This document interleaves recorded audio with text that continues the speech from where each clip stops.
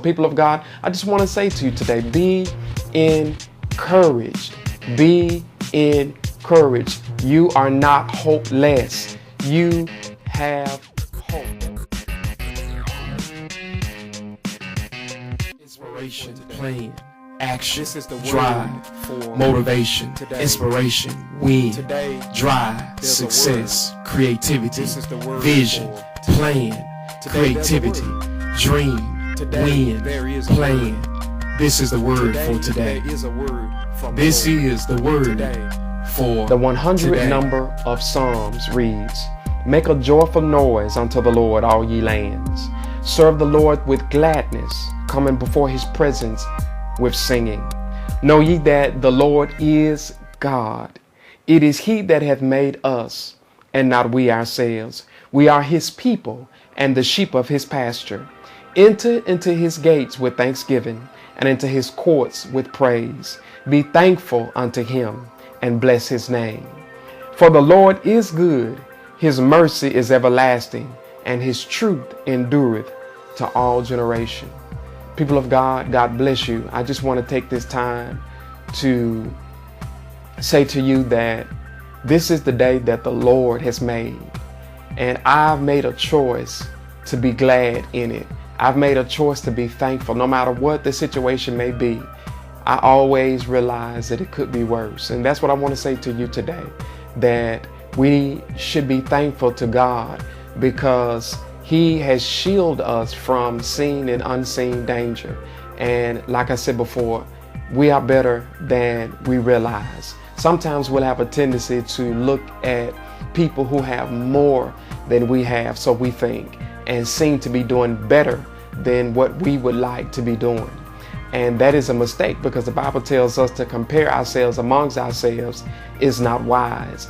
The psalmist King David wrote in Psalms 34, "I will bless the Lord at all times. His praise shall continually be in my mouth. My soul shall make her boast in the Lord, and the humble shall hear thereof and be glad." He goes further to say, "Oh, magnify the Lord with me, and let us exalt his name together." So people of God, I just want to say to you today, be encouraged. Be encouraged. You are not hopeless. You have hope. That is the beautiful thing about it. The Bible tells us in Romans the 8th chapter that we are saved by hope. But hope that is seen is not hope. So in other words, place your hope in what you don't see and not in what you see. The book of Romans gives us permission, the 4th chapter, just like our father Abraham, who calleth those things that be not as though they were. The Bible has given you permission. It has given me permission to call it those things that be not as though they were. So begin to speak over your life. Begin to speak over your day. I'm willing to guarantee you 9 out of 10 times what you have in your life right now is what you've been speaking. You have to stop speaking. You must stop saying, "I'm broke. I'll never make it. I'm tired. I'm sick and tired. It's getting on my nerves. Y'all gonna kill me." We have to start speaking life over ourselves. What do you want to see happen in your life?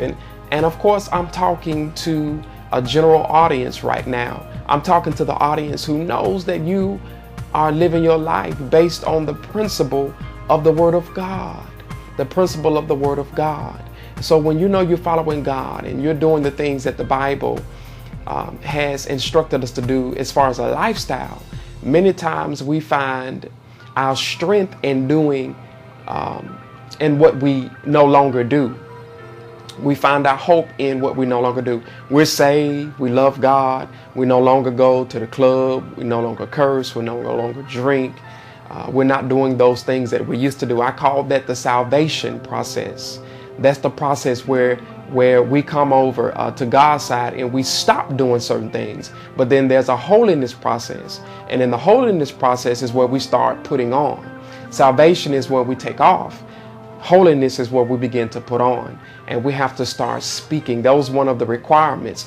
There are different principles that we have to operate in to see certain harvests in our lives. Salvation cuts out consequence, but holiness brings on promise. So when we begin to do the Word of God and operate in the principles of the Word of God in holiness, then we'll begin to see results. So again, I just want to encourage you. This is the day that the Lord has made. Speak over your day. Speak over your life. Look in that mirror, speak to yourself, and let yourself be the first church. Let yourself be the first congregation that you speak to. Let yourself be the first person. Psalmist King David said, I had to learn to encourage myself in the Lord. There are times when no one is going to be around to encourage you or even know what to say, but you can learn to encourage yourself. Again, I'm Benjamin Allen, and I pastor Matthew 6:33 Church Ministries. And I just want to say to you today, be encouraged. God bless you.